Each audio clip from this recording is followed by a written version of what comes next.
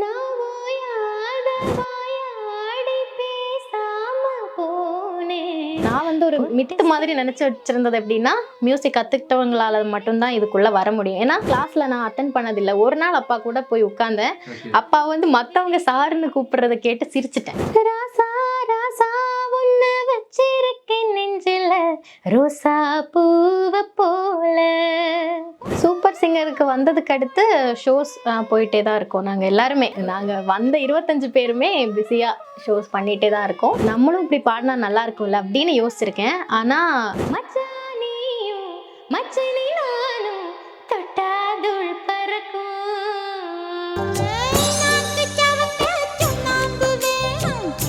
Hi, this is Tansira. You are watching me on Talks of Cinema. Talks of Cinema மறக்காம subscribe பண்ணுங்க. Hi hello talks of cinema நேயர்கள் எல்லாருக்கும் ஒரு பெரிய வணக்கம். இன்னைக்கு நம்ம கூட ஜாயின் பண்ணி கெஸ்ட் யாருன்னு பார்த்தீங்கன்னா வந்து இவங்க பாடல் கேட்டால் இளையராஜா சார் பாட்டோட இவங்க பாடுறது வந்து அவ்வளோ பயமாக இருக்கும். ஜோக்ஸ் அபவுட் உண்மையிலே சொல்கிறேன், பயமாக இருக்கும். சூப்பர் சிங்கர் 10 தன்சீரா, எப்படி இருக்கீங்க? வணக்கம், நல்லா இருக்கேன். சூப்பர். எப்படி போயிட்டு இருக்கு வாழ்க்கைலாம்? ரொம்ப ஹாப்பியா போயிட்டு இருக்கு, ஜாலியா போயிட்டு இருக்கு. ஜாலியா போயிட்டு இருக்கு. ஏன் ஜாலியா போயிட்டு இருக்குது? இல்ல, சூப்பர் சிங்கருக்கு வந்துட்டோம். எல்லாருக்கும் தெரியறான். இப்போ வந்து ரோட்டுக்கு சும்மா போனாலே நீங்க பாடுறவங்க தானே, சூப்பர் சிங்கர் தன்சீரா தானே அப்படின்னு கேட்கறது ரொம்ப ஹாப்பியா இருக்கு. Super. And before super singer, after super singer life எப்படி போயிட்டு இருக்கு? ரொம்ப நல்லா போயிட்டு இருக்குண்ணா. ஒர்க் பண்ணிட்டு இருக்கோம், ஒவ்வொரு வாரமும் ஒவ்வொரு ஷோஸ் பண்ணிட்டு இருக்கோம். Okay, super.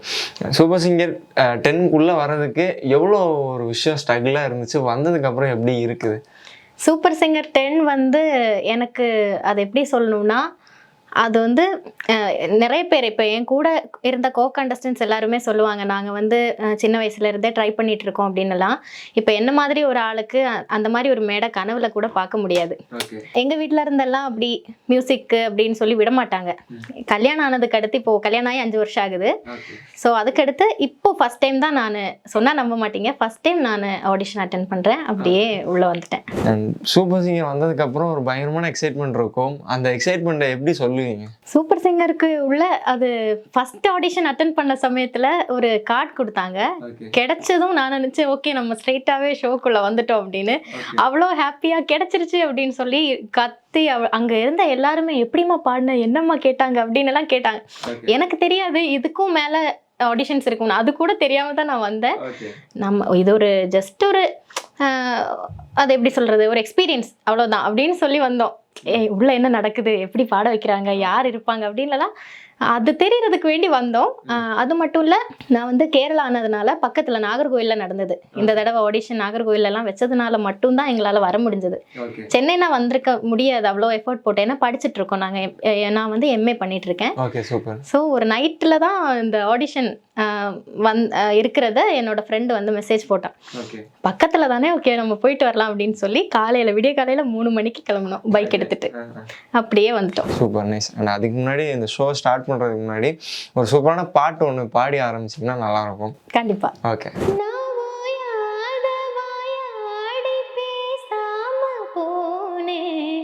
பொட்டு செடினா முட்டு வெடிச்ச ஒழுங்கான மாதிரி நானும் விளங்காம போகிறேனே, விடிஞ்சாலும் தூங்குற ஆளு உறங்காம ஏங்குறேனே, உன்னோட ஒரு சிறப்பு உள்ளோர ஆசை கூடி போச்சு, போகாத கோயிலுக்கும் நான் போறேன், பூச பண்ணுறேன், என்ன சொல்ல என்னடா என்னடா என்னடா உன்னால தொல்லையா போச்சு, சொல்லவே இல்லையே தன்னால என்னவோ ஆச்சு. இந்த சாங்குன்ற ஒரு பாட்டு, நமக்குள்ள ஒரு பாட்டு திறமை இருக்குன்றது எப்போ இந்த உதய ஞானம் அப்படின்ற விஷயம் எங்க இருந்து வந்துச்சு? பாட்டு வந்து சின்ன வயசுல இருந்தே நான் பாடுவேன். எப்படின்னா ஸ்கூல் கலோத்சவம் எல்லாம் இருக்கும்போது நாங்கள் வந்து பார்ட்டிசிபேட் பண்ணுவோம். இந்த லைட் மியூசிக், மாப்பிள்ளை பாட்டு அந்த மாதிரி எல்லாம் ஸ்கூலில். அப்போது ஸ்டேட் ஃபர்ஸ்ட் எல்லாம் வாங்கியிருக்கோம். உருது சாங் எல்லாம் பாடி ஸ்டேட் ஃபர்ஸ்ட் எல்லாம் வாங்கியிருக்கோம். ஸ்கூல் டைமில் நாங்கள் போயிருக்கோம். மேரிட் ஆனதுக்கு அடுத்து அப்படி விட மாட்டாங்க. கொஞ்சம் ஒரு ஏஜ் அட்டன் பண்ணிட்டோம்னா நம்மளை எதுக்குமே விட மாட்டாங்க. அப்படிப்பட்ட ஒரு ஃபேமிலி எங்களோடது. ஆனால் கல்யாணத்துக்கு அடுத்து நான் யோசிச்சிருக்கேன் சின்ன வயசுலலாம், சூப்பர் சிங்கரில் நிறைய பேர் பாடும்போது ஸ்டேஜ்லலாம் பாடும்போது யோசிச்சிருக்கேன், மலையாளம் ஷோவாக இருந்தாலும் தமிழ்லையா இருந்தாலும் நம்மளும் இப்படி பாடினா நல்லா இருக்கும்ல அப்படின்னு யோசிச்சிருக்கேன். ஆனால் அது வந்து ஒரு கனவாக வச்சுட்டு நம்ம ஒவ்வொரு ஆடிஷன் அட்டன் பண்ணுறது அந்த மாதிரி எல்லாம் ஆசையை வளர்க்க முடியல. எப்படின்னா நம்ம வர மாட்டோம் ஏன்னா நான் மியூசிக் கற்றுக்கிட்டதில்லை, அதான் ஒரு பெரிய விஷயம். இப்போ நான் வந்து ஒரு மித்து மாதிரி நினச்சி வச்சுருந்தது எப்படின்னா மியூசிக் கற்றுக்கிட்டவங்களால மட்டும்தான் இதுக்குள்ளே வர முடியும். ஏன்னா ஆடிஷன் டைமில் கூட 7 வருஷம் படித்தவங்களால கூட அது ரிஜெக்ட் ஆகி போயிட்டாங்க. ஸோ அப்போவே நம்மளுக்கு தெரியும், நிறைய பேர் சொல்லுவாங்க மியூசிக் எல்லாம் நிறைய கற்றுக்கிட்டா தான் இதில் வர முடியும் அப்படின்ற மாதிரி சொல்கிறதுனால நான் யோசிச்சு ஓகே நம்மளால இது நம்மலாம் கனவு கூட பார்க்கக்கூடாது அப்படின்ற மாதிரி தான் இருந்தது. ஆனால் ஆடிஷன் அட்டன் பண்ணோம், பாடின ஒவ்வொரு ரவுண்டும் வித்தியாசமாக நம்ம பாடினது இல்லாமல் ஜட்ஜஸை வந்து ஒரு அவங்கள ஈர்க்கிற மாதிரி ஒரு சாங் பாடியே அப்படியே வந்துட்டோம். தன்சீரா என்ன பண்ணிட்டு இருக்கீங்க லைஃப்ல, எங்க இருந்து வரீங்க? இவ்வளவு விஷயங்கள் நிறைய மக்களுக்கு கேள்விகள் கேட்டுட்டா இருக்குது, அதுக்கு பதில் சொல்லிருங்க முதல்ல. நான் வந்து சூப்பர் சிங்கர் பார்த்தவங்களுக்கு எல்லாருக்குமே தெரியும், நான் பேசுறதுக்கு பார்த்தாலே கண்டுபிடிச்சிருவாங்க. நான் வந்து பேசிக்கா ஒரு மலையாளி, ஆனா நான் வந்து இப்போ எம்ஏ தமிழ் தான் பண்ணிட்டு இருக்கேன். அதான் மலையாளி ஒரு தமிழ் படிக்கிறாங்கன்ற போது எவ்வளவு ஸ்வீட். Okay super. ஆமா, நான் வந்து கேரளா ட்ரிவாண்ட்ரம்ல இருந்து தான் வரேன். என்னோட சொந்த ஊர் ட்ரிவாண்ட்ரம் தான். அப்பா மியூசிக் டீச்சரா இருந்திருக்காரு. ஸோ அப்பா பாடுறதுனால நாங்கள் சின்ன வயசுல கொஞ்சம் கேட்டு பாடுவோம். எனக்கு வந்து கிளாஸ்ல நான் அட்டன் பண்ணதில்லை. ஒரு நாள் அப்பா கூட போய் உட்கார்ந்தேன். அப்பா வந்து மற்றவங்க சாருன்னு கூப்பிடுறத கேட்டு சிரிச்சிட்டேன். அதான் நான் பண்ண பெரிய தப்பு. அப்பா கிளாஸ்ல இருந்து வெளியில போ அப்படின்னு, ஏன்னா என்னை பார்த்து மற்றவங்களும் சிரிக்க ஆரம்பிச்சிட்டாங்க. அதனால வெளியில போய் இனி என் கிளாஸுக்கு வந்துடக்கூடாது அப்படின்னு சொல்லி வெளியில விட்டாங்க. அதுக்கடுத்து அவரே தான் டிகிரிக்கு நான் வந்து ட்ரை பண்ற டைம்ல மியூசிக் எடுக்கலாம் அப்படின்னு எல்லாம் சொல்லி கொஞ்சம் கன்வின்ஸ் பண்ணி கூட்டு போயிருந்தாங்க. ஆனால் அது நடக்காம போயிடுச்சு. லாஸ்ட் வரைக்குமே மியூசிக் படிக்க முடியல, கற்றுக்க முடியல. எல்லாருக்குமே ஒரு பெரிய கனவு என்னன்னா வந்து சூப்பர் சிங்கர் வந்ததுக்கப்புறம் நம்ம ஒரு எட்ட முடியாத உயரத்துக்கு போயிடும் அப்படின்னு ஒரு கனவு இருக்கும். அந்த கனவு உங்ககிட்ட இருந்துச்சா? அண்ட் இப்போ சூப்பர் சிங்கருக்கு அப்புறம் என்ன மாதிரி லைஃப் ஸ்டைலில் என்ன மாதிரி கோத்ரூ பண்ணி போயிட்டு இருக்கீங்க கரியர் வைஸ்? சூப்பர் சிங்கருக்கு வந்ததுக்கு அடுத்து ஷோஸ் போயிட்டே தான் இருக்கோம். நாங்கள் எல்லாருமே, நாங்கள் வந்த 25 பேருமே பிஸியாக ஷோஸ் பண்ணிகிட்டே தான் இருக்கோம். அதை தாண்டி நாங்கள் விஜய் டிவிக்குள்ளே தான் இப்போ இருக்கோம். அதுதான் பெரிய விஷயம். சென்னையில் நம்ம வந்து ட்ரிவாண்ட்ரமில் இருக்கோம் அப்படின்ற ஒரு வேறுபாடு கூட பார்க்காம ஏதாவது ஷோஸ் இருந்தால் கரெக்டாக கூப்பிடுவாங்க, வந்துரு அப்படின்னு சொல்லிட்டு கரெக்டாக கூப்பிடுவாங்க. ஆமாம், கிளம்பி வந்துரு அப்படின்னு சொல்லிட்டு கூப்பிடுவாங்க. நம்மளுக்கும் அது ஒரு ஹாப்பி தானே, நம்ம வீட்டுக்கு வர மாதிரி, இன்னொரு வீட்டுக்கு வர மாதிரி உள்ள ஒரு ஃபீல் தான் செட்டுக்குள்ளே வரும்போது. உங்களுக்கு ரொம்ப பிடிச்ச கோ கண்டஸ்டன்ட் அப்படின்னா யார் சொல்லுவீங்க? எனக்கு எல்லாரையுமே பிடிக்கும். அப்படி சொல்லக்கூடாது. எங்களுக்கு எப்படின்னா நாங்கள் வந்து எல்லாருமே ஒரு ஃபேமிலி மாதிரி தான் இருப்போம். ஜானா இருக்கட்டும், ஜீவிதாவா இருக்கட்டும், விக்னேஷ் அண்ணாவா இருக்கட்டும், எல்லாருமே ஃப்ரெண்ட்ஸாக தான் இருப்போம். நாங்கள் ஒரு காம்படிட்டர் அப்படின்ற விதத்தில் நாங்கள் யாருமே பார்க்க மாட்டோம்.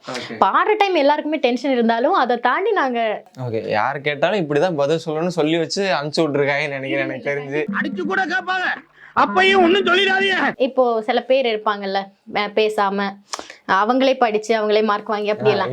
ஆனா நம்ம எல்லாம் அப்படி இல்லை. நம்ம எல்லார்கிட்டையும் பேசி ஜாலியா, எல்லாருமே அப்படிதான். ஜானா இருக்கட்டும், ஜானெல்லாம் ரொம்ப ரொம்ப நல்ல ஒரு ஃப்ரெண்ட். நீங்க வந்து கோ கண்டஸ்டன்ட் கூட நிறைய பாடல்கள்லாம் படிச்சீங்க. நீங்க அப்படி போகும்போது உங்களுக்கு ரொம்ப கூட சேர்ந்து பாடினா அப்படி ஒரு கோ கண்டஸ்டன்ட்னா யார் அப்படின்னு சொல்லுவீங்க? நான் அதிகமா வந்து சூப்பர் சிங்கர்ல டுயட் பாடினதில்லை. பாடின அதிக சாங்ஸுமே தனியாக தான் பாடியிருக்கேன், சோலோவாக தான் பாடியிருக்கேன். ஆனால் அதில் எனக்கு பிடிச்ச பாட்டு வந்து கொட்டப்பாக்கு சாங் தான். கொட்டப்பாக்கும் கொழுந்து வெத்தலை சாங் பாடினேன். அதான் என்னோட ஃபர்ஸ்ட் டுயட். அதில் ஏதோ அதனாலயோ என்னவோ தெரியல, அது எனக்கு ரொம்ப பிடிக்கும். ஓகே, அந்த பாட்டு எங்களுக்காக பாடினீங்கன்னா நல்லா இருக்கும். ஓகே. கொழுந்து வெத்தலை போட்டாவாய் செவக்கும் மச்சானியும் மச்சினி நானும் தொட்டாதுள் பறக்கும்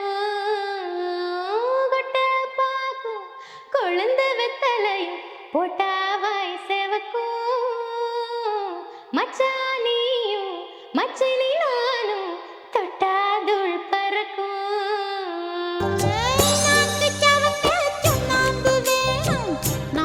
சூப்பர் சிங்கர் போனதுக்கப்புறம் எல்லாருக்குமே ஒரு பெரிய கனவு ஒன்று இருக்கும். குக் வித் கோமாளி அந்த மாதிரி நிறைய பேர் வந்து போய் சாம் விசால் ஆரம்பிச்சு சிவாங்கிலேருந்து எல்லாருமே பெரிய பெரிய விஷயங்கள் வேற பண்ணி வேற ஷோஸ்க்கு ஷோஸ் போயிட்டு போயிருக்காங்க. ஸோ அந்த மாதிரி ஆசைகள் உங்களுக்கும் இருக்கா? கண்டிப்பா இருக்கு. கண்டிப்பா அது எப்படி இல்லாம இருக்கும்? Okay super. ஃபியூச்சர் கரியர் என்ன மாதிரி டிராவல் பண்ணணும்னு ஆசை? எனக்கு வந்து குக் வித் கோமாளி ரொம்ப பிடிக்கும்.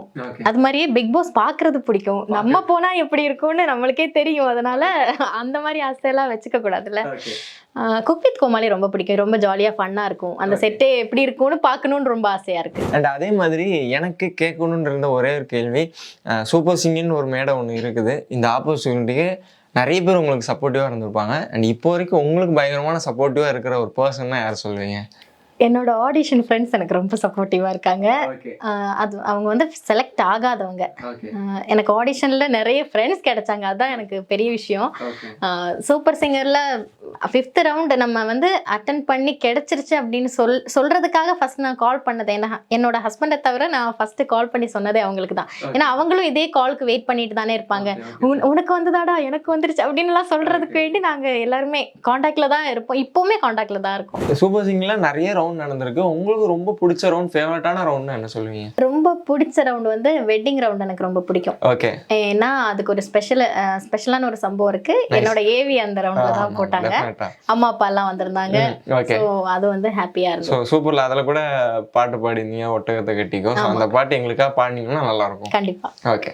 ஒட்டகத்தை கட்டிக்கோ கெட்டியாக ஒட்டிக்கோ வட்ட வட்ட பொட்டுக்காரி, ஒத்துழைக்க ஒத்துக்கோ பத்த வச்ச பத்திக்கோ வாய் வெடிச்ச மொட்டுக்காரி, விட வேண்டும் அச்சத்தை தொட வேண்டும் உச்சத்தை அதிகாலை சேலை சொல்லுமடி மிச்சத்தை, விட வேண்டும் அச்சத்தை தொட வேண்டும் உச்சத்தை அதிகாலை சேலை சொல்லுமடி மிச்சத்தை. உங்க ஹஸ்பண்டுக்காக ஒரு பாட்டு டெடிகேட் பண்ணுவீங்கன்னா என்ன பாட்டு டெடிகேட் பண்ணுவீங்க?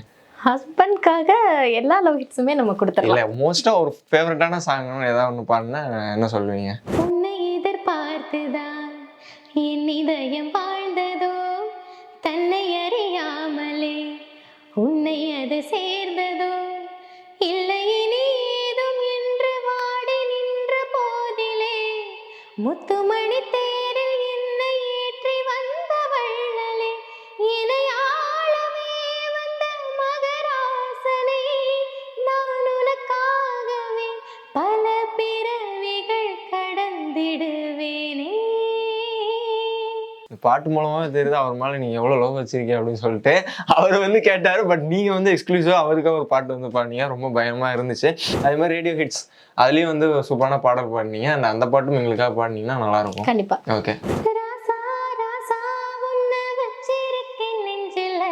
ரோசா பூவ போல நெல்லு கொத்தி வைக்கும் எங்க பத்தாயத்துல, ஆசை கொத்தி வச்சே தினம் உன் நினப்புல, நீயும் இல்லாம நானும் இல்ல, ராசா ராசா உன்னை வச்சிருக்கேன் நெஞ்சில ரோசா பூ